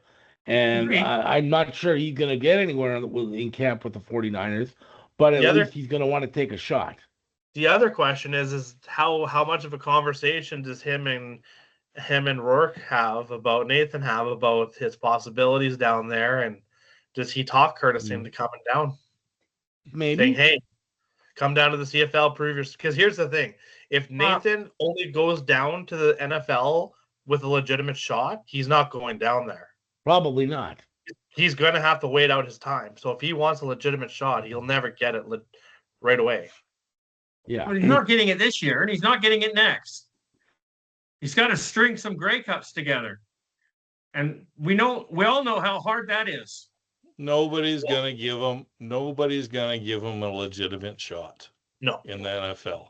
He's got to go down and he's got to suffer for a couple of years like he did last time, but he should get another year under his belt. Yeah. Minimum. It's not going to happen yet now. Yeah. So who knows what you might see. I mean, Doug Flutie was in the CFL for 8 years before he got his shot in the NFL again. And that took a while. Yeah, but he was a midget, so. Well, Rourke's not exactly a big boy. But Doug Flutie only got his shot because he knew of who he knew. Yep. Yeah. Mm-hmm. And Nathan Rourke got his shot with Carolina because of Henry Burris. And he won 6 MVPs, by the way, before he got his shot. Yeah. What is so bad about Nathan The only guy who ever got a legitimate shot out of Canada in the NFL was Warren Moon. Yep. Yeah, but you could make the case. What did you have there, Mike? Well, the case with Warren Moon is if he wasn't, I hate to say it, if his skin color wasn't black, it's the truth. Yes. No, say it. It's true. He would have been drafted. 100% Back true. then, it was true. Yeah. Because he won the Rose Bowl. MVP in the Rose Bowl the year he was supposed to be drafted. And he was a terrific NFL quarterback. I can't deny it. Absolutely. He's in the Hall of Fame. But I don't see anything wrong with Nathan Rourke spending his entire career in the Canadian Football League. I think he could become one of the greatest quarterbacks in the history of the league. He'd shatter records. Well, I think he'd be great for the CFL. I mean, if he's serious about what he says, that he's only going to go with a serious chance, I think there's a good chance at this point that's exactly what's going to happen now. Because I don't see him, even with a couple Grey Cups, to me, what he's saying, he wants to be basically guaranteed at least a starter or a backup. That'll Yeah, never And I happen. don't. That's not going to happen because it doesn't happen to any Canadian quarterback. No. So yeah, I think there's a good shot. We've seen Nathan Rourke the rest of his career in the CFL, and that hopefully won't in hurt my Vancouver. feelings. No, Because he's not of course leaving not. BC. But the other part of that too is if him and Doug Flutie have any conversations together, Doug Flutie can smarten him up a little bit and say, "Hey, go down there, wait your turn, light it up." But you got to prove yourself up here first. Yeah, I don't think 100%. of course he does. he's never going to get off the bench if he makes it to the NFL. But that's not true. If he puts in his time, yes. I just think, but he's there's got to be willing something- to be a bench warmer for 4 or 5 years, and I Didn't don't think he wants to Stretler do get that. into a game in Phoenix? Yeah, he did. Yeah, he did. One. Yeah. Arrest my case. You What notice was- they weren't eager to have him back. The only thing that concerns me about Nathan is his running and getting injured. Yeah, Because he runs into people. And he runs. But then He so did runs like Mr. a running Flutie. back. You're I'll right. tell you what. So did Mr. Flutie. I watch Nathan Rourke each week, and he makes amazing plays. He's a damn good quarterback. He's the MOP of the league, in my opinion. He'll get he's that picked award this Cody week. too, so your opinion doesn't matter. I don't know where I he can't was on the argue with you, nomination. Will. I can't argue. Zing! I wish to God that Nathan Rourke would say, you know what? There's only one team in the league I want to play for, and that's Edmonton. Did you just hear that come out of your mouth? Yeah, I did. Hear I that would roll off the tongue? I would trade Fajardo for Nathan Rourke in a heartbeat. So Mike, what's the name of your psychiatrist? Because I think he needs to be fired. Yeah. You took Claire Hannah off the screen. I think even Will would say that I'm saying if I had a choice between Fajardo and Nathan Rourke, even Will would say to me, Mike, you want Nathan Rourke. I'd take Fajardo. Of course he would. Hey, never mind. You got Adams. And he can have it. If it's a BC thing, I'm not interested. Sorry. Yeah. You've got a BC thing. Your quarterback's from BC. No, he's not. Yes, he is. Hey, No, he's not. Where's he from? He played for 47 other teams before BC. So No, he was with BC before any team. We forgot about one quarterback that's going to be available for Saskatchewan next year if Harris doesn't come back. oh my Trey God. Ford. Yeah, that's true. Good point. But No. I don't think he's the guy. He needs But somebody to learn under. He needs I'd to rather have apprentice. Mayer. He needs a mentor. He really does. He's never been behind a quality quarterback. Well, so I think maybe he should go to Hamilton. Give Bo one more year, and let Scott That's actually Milanovic something that deal I with said him. to Bobby. That's Yeah. a I possibility. said he should go to Hamilton. So what did Bobby Milanovic is say? the quarterback whisperer, right? What did Bobby say? He said he needs out of Edmonton. Well, Yeah. I could have told him that. This is true. Yeah. I wouldn't play for that shit organization. Neither would I. I said Trey Ford needs to go to BC, Calgary, or Hamilton, possibly Montreal. Yeah, we had a shitty quarterback here for 2 years. His name was Jake Mayer, so he's not coming to Calgary. You can't put Trey Ford behind an unproven quarterback, though. No, you can't. No, you can't. You can't put him behind Nathan Rourke, and you No, can't put he's him gotta be behind behind David a Davis veteran. Alexander. he's got to be He's behind an better off in experienced Hamilton veteran. behind Bo Levi Mitchell right now. But then that didn't work out so well for Jake Mayer, did it? How about Winnipeg behind Collaros? But he was always a lost cause. Yeah, I don't know whether or not Collaros is coming back next year. I doubt it. Well, They're not going to trade- have more. You know, I with gotta Michael say- Shea going and the team in a rebuild and the abuse that Zach took this year, he needs a solid O-line to maintain himself. I think he should hang up his cleats, personally. Does he believe that that's what's going to happen? I don't know. I think if O'Shea doesn't come back, I don't think Collaros will. No. Well, and don't forget, Collaros also has to, travel or plan around Kelsey and what's her name's wedding next year. So he'll probably get invited, right? Yeah. So What? Taylor Swift. yes, Yeah. Taylor Swift. Yeah. Yeah. Good. Or I don't know does Zach Collaros follow Mike O'Shea to Toronto, going back home to the Toronto Argonauts? Go back to where he started, maybe. I doubt it. No. You still have to rebuild it. Well, but if you think about it, Toronto doesn't have a quarterback right now, do they? Arbuckle. Arbuckle, but Or an O-line. Arbuckle's a free agent. that's right. He's not signed. He's a free agent and he's injured. He's got a wonky shoulder, so Zach has a contract through 2026. oh, does he? That's right too. Well, maybe Yeah, but O'Shea can work out a trade. Retirement, trade, it's all possible. Yeah, Yeah, well, what? everything's Trade him for a possible. bag of hammer handles? Everything's possible. You're not going to get much more than that. I don't see O'Shea back. I You don't see got a Oliveira fourth back. round pick in the CFL draft. Yeah. That and some pancake mix. Like I said, a bag of hammer handles.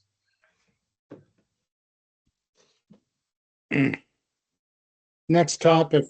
yes, please. Next topic. Okay, we'll go to another topic. Ding. We're just having fun right now. What is our next topic?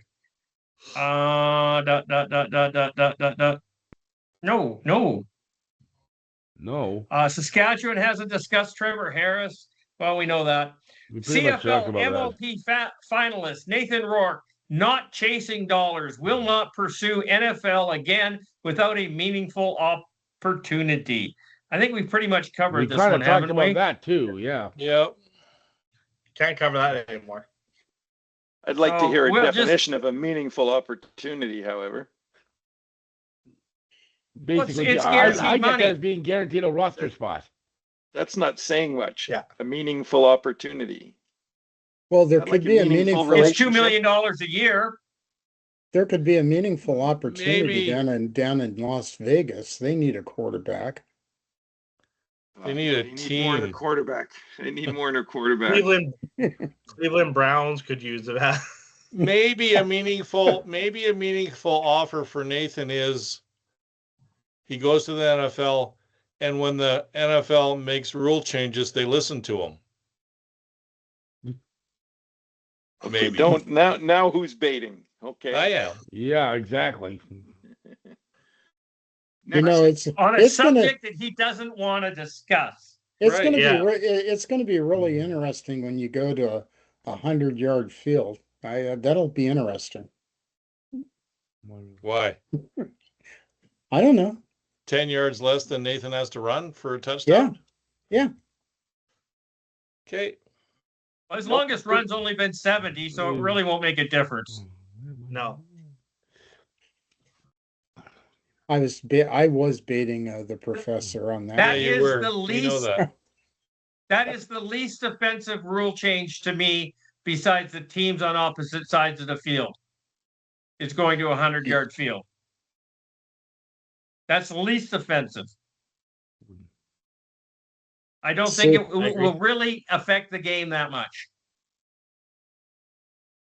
So why are I you disagree with if what- you shorten the field to There you 100 go. yards, there's no reason to make the end zone smaller. Yeah, but why? What is your problem with moving the goalposts? Oh, come on. Off-season topic. Off-season topic. Ben, We There could go is, on for hours. There is, how about if we we do the get over it. Riders tell BC Lions to move on after Amar Doman created Tommy Neal catch controversy. How's that one? We haven't touched that one yet. I don't know what's their get over. Well, Doman needs to get over himself.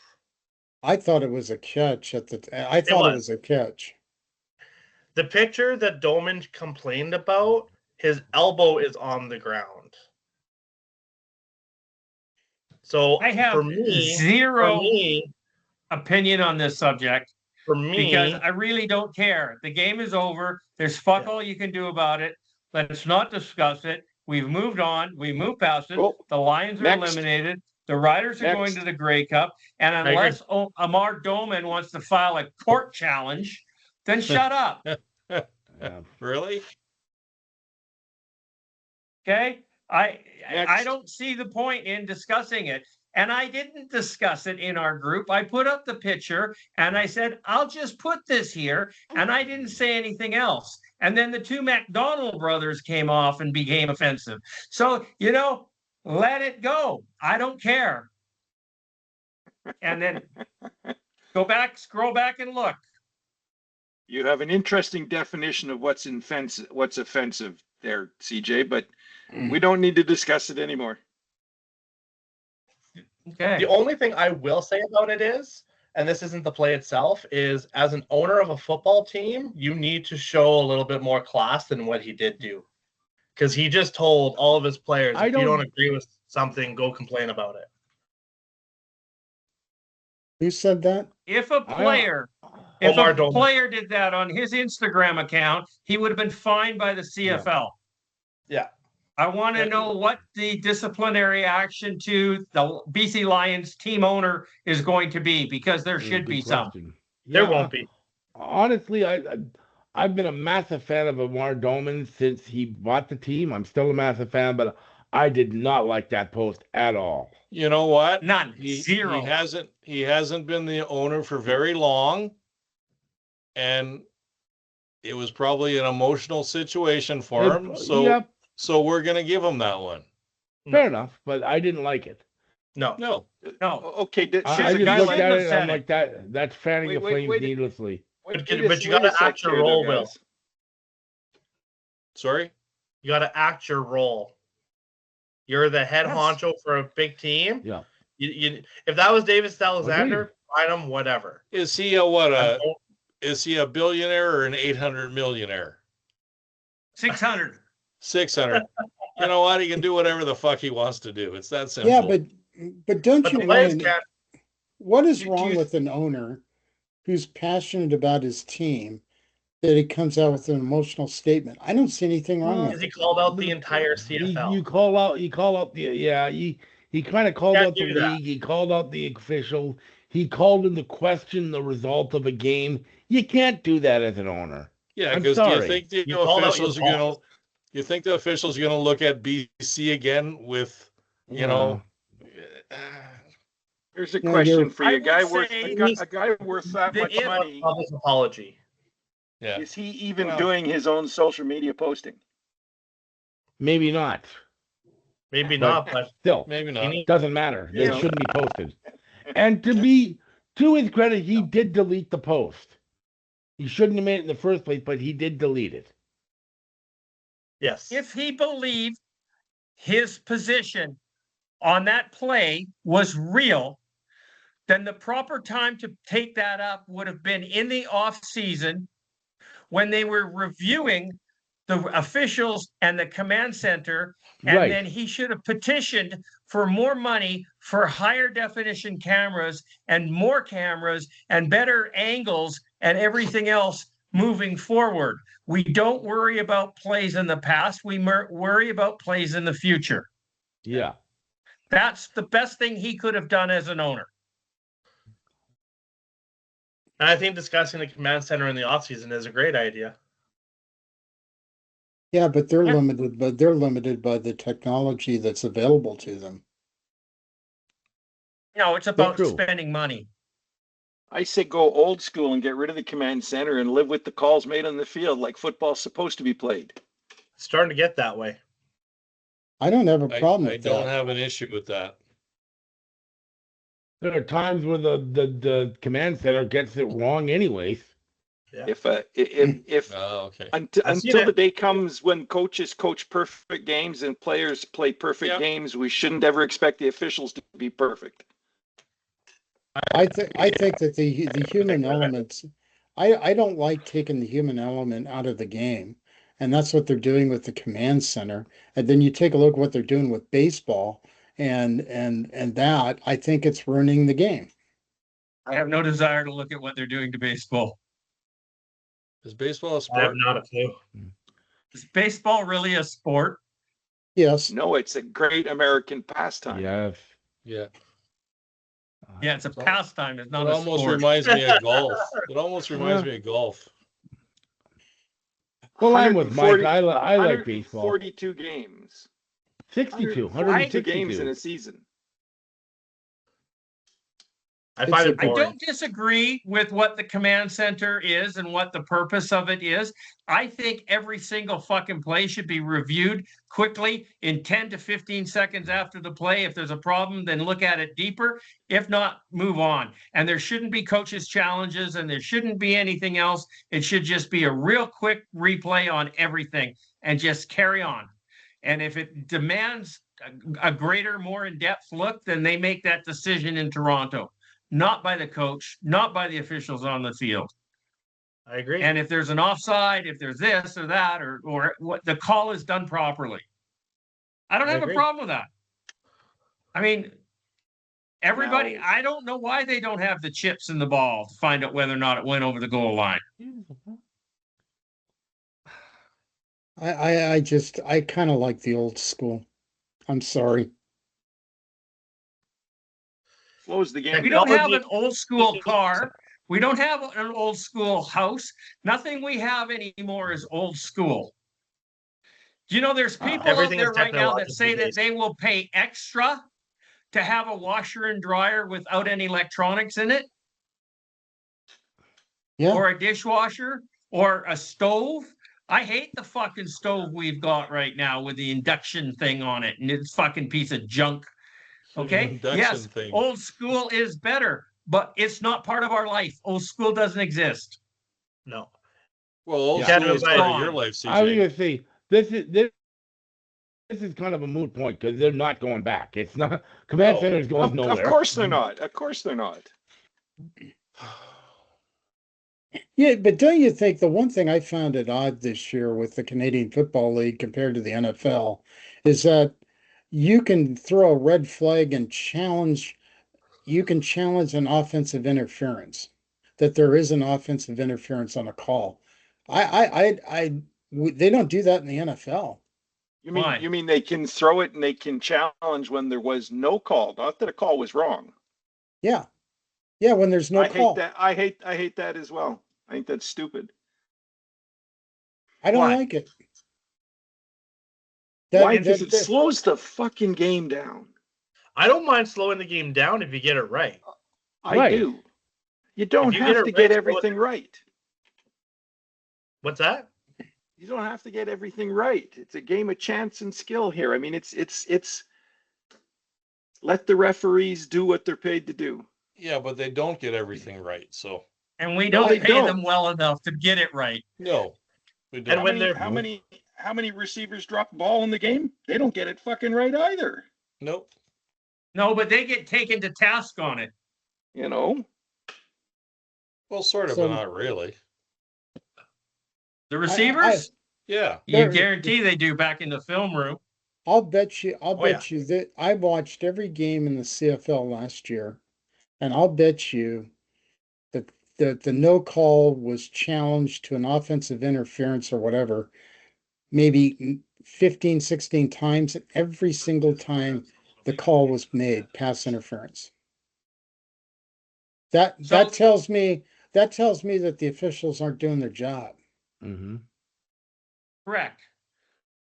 And the other part of it, and the coach had the right to challenge it, and they were correct. So why do we not want the play to be done correctly? The call made properly. Yeah, it's a check and balance thing for the officials. We can't have referees without checks and balances because everybody else involved in the game does. Everyone has to be accountable. Yeah, but it slows the game down. If they get it right, though, who cares? Yeah. Hey, it worked out all right for the first 80 years. Yeah, it did. Yeah, but technology moves on, with or without us. Times change. It didn't go on well. Times change. I mean, we had successful seasons, but there were still times where teams were eliminated because of a bad fucking call. But how does that? I don't disagree either, but don't go there. Okay, we're going to move on here because we're like both ways. We're a long time into the show. I'm going to have to shut it down soon. And we still have some good agenda items here that we're going to talk about.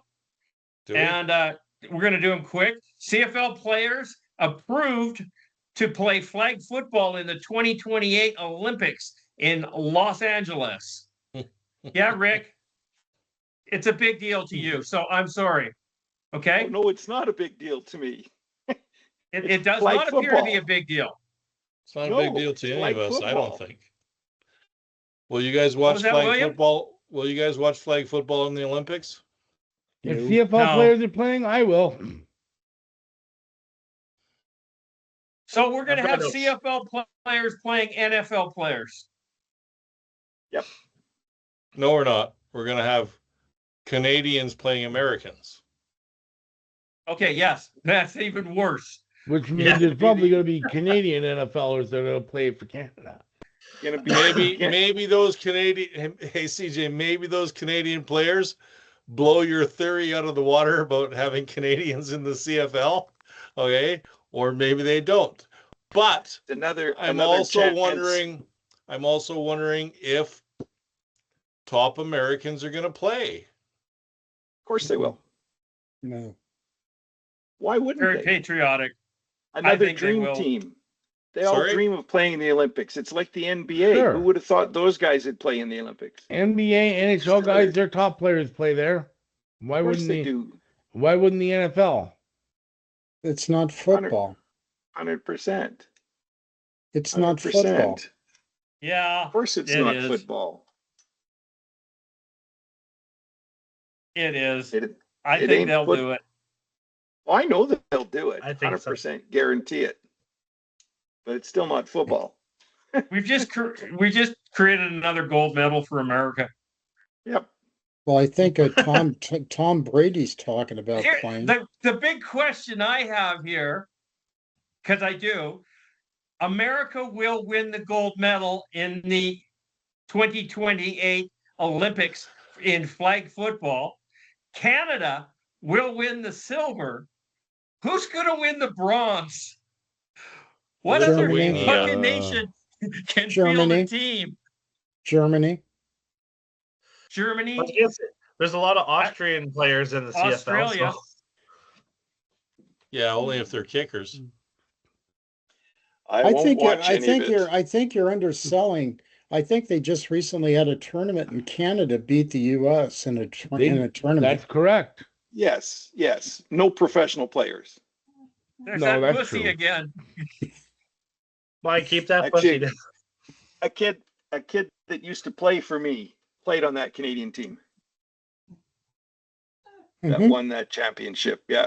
Hey, Rick, and correct me if I'm wrong. Don't Canadian all-star football teams, because they have these things every year, do they not, go to the States and beat American all-star football teams? But I've always heard that the American players aren't nobody that's committed to a major school plays in that game. Top of the top. Okay.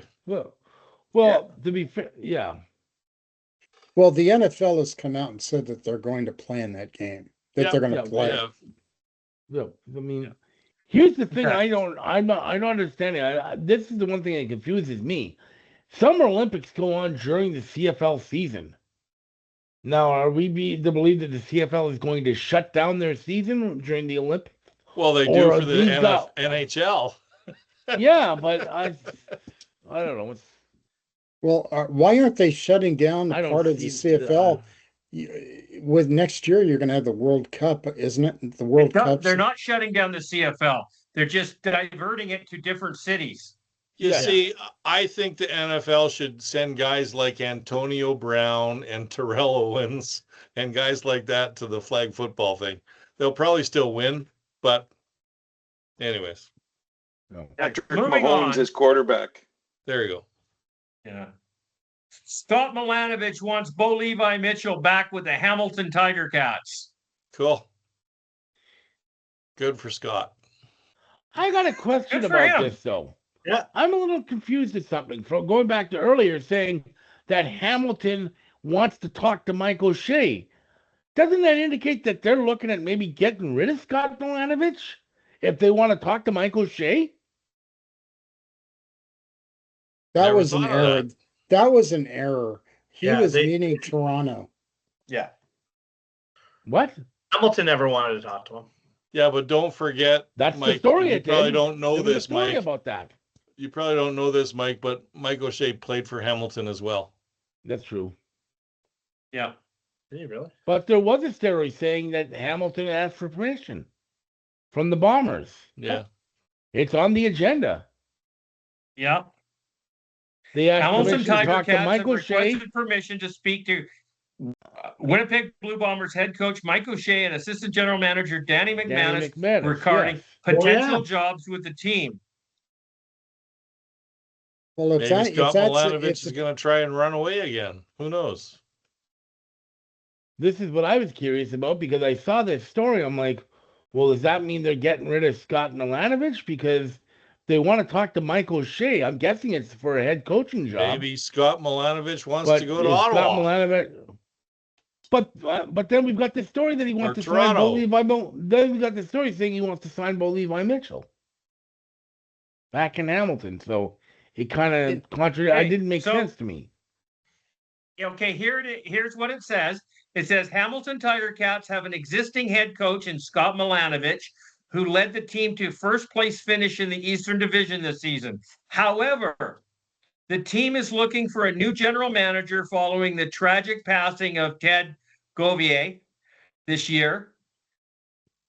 Both the men have worked closely with Ted before during his time with the Bombers, where he served as the assistant general manager. O'Shea has ties to Hamilton as the North Bay, Ontario native, was drafted by the Ticats in '93, spent 4 seasons with the team across 2 different stops, and he has worked closely with Milanovich, who was, winning a Grey Cup as a special teams coordinator with Toronto Argonauts in 2022. McManus is a legend in his own right, or his own mind, in Hamilton, quarterbacking the team for 8 seasons between 98 and 2005, a tenure which includes the franchise's last Grey Cup victory. He later spent 6 seasons with the assistant coach and later scout for the Ticats before moving to Winnipeg. Mm-hmm. So it doesn't look like they're getting rid of Milanovich. So they want him for GM then? They want to promote him to GM, bring O'Shea over for head coach. Or they want to bring in O'Shea as GM. Yeah. Who knows? That's what I got from that. But then Mike O'Shea has never crossed my mind as a general manager, to be honest with you. No. Me neither. I see him going to Toronto for a head coach. Yeah. He's going to Toronto. I think that's where he's ending up. That's where he's going. I think bringing Mike O'Shea into Scott Milanovich's territory would just be a clusterfuck. Yeah. I don't see how it will work well at all. Mike O'Shea going to Toronto makes sense. A, they don't have a head coach, and B, they need one. And the team needs an enema more than anything. Maybe what's his name is going to land one of these jobs. Maybe, oh my Lord, the guy from Ottawa is going to land in Winnipeg. Rick Campbell? Ooh, Bob Dice. Bob Dice. Yeah, he'll be. He's a Manitoban Bob Dice is guy. Going to be the Winnipeg Blue Bombers head coach. He's from Manitoba. I pray for that. I want to see the Rick reaction. Campbell has a better shot than Bob Dice. I don't know if anybody will ever give Rick Hamill a head coaching job again. Okay. Paul LaPolice is going to be the head coach in Winnipeg. No, he was there once. They fired him. Yeah. He's been there twice, I think, actually, hasn't he? Well, not as a head coach. Just once. They can always bring back, what's his name? The surfer guy from Hawaii. Jeff Reinbold. There you go, Jeff Reinbold. The other question was, does Winnipeg's GM stay? Kyle Walters? Yes. They were talking about firing him a couple of years ago. So Paul LaPolice could hop into that chair. So, but we're speculating here, guys. Isn't Winnipeg a good job? That's what we do, William. Winnipeg's a good job. And we never get it right. Why would you not want to go to Winnipeg? What's that? Because they're starting to rebuild. Mike, have you spent any time in Winnipeg? No. Okay. Then you can't ask that question. Right. I drove through Winnipeg. It would be the same as too long. It would be the same as spending time in Edmonton. Okay. They're fucking clone cities. I've never had a problem with Edmonton. Edmonton's not that bad. Regina and Winnipeg, fuck. I don't know. No way. No way. It's not happening. Yeah. I wouldn't live in Edmonton, but I don't mind going to the town. Okay. I've been there a couple times in the last few years to pick up some race cars, and it's not bad going to Edmonton. And because you've never lived in Winnipeg and you've never spent a lot of time in Edmonton, I can tell you right now, they are identical. Every way, shape, and form. Yeah. In what Except way? Winnipeg's better. Winnipeg doesn't have West Edmonton Mall. Winnipeg's better. Have you ever been to West Edmonton Mall, CJ? I have. I didn't like it. It's a fucking shithole. I didn't like it. I was scared I was going to get stabbed in there, okay? Okay. I've never gotten that at all from there. It wasn't we when got it to was shut brand the new. show down, guys. But before we had one other little piece of quasi CFL news that we should touch, even though it's an NFL news story that broke this week, is that former Calgary Stampeders standout linebacker Alex Singleton was diagnosed with testicular cancer and had something removed. And good for him for coming public and bringing it into the forefront of people's minds, that it's something that we should all take a look at and make sure that listen to our bodies. Even though he didn't, it came up in a random drug test for the league that he had an issue and dealt with it and is recovering to play football some more. So anyhow, it's not really news. It's but it is kind of a public service announcement. And it's Movember. It's Movember. Cancer's below the waist. So I don't know who's got mustaches here. Okay, three of us don't. Come on, guys. I can't grow a proper one. It looks ridiculous when I try.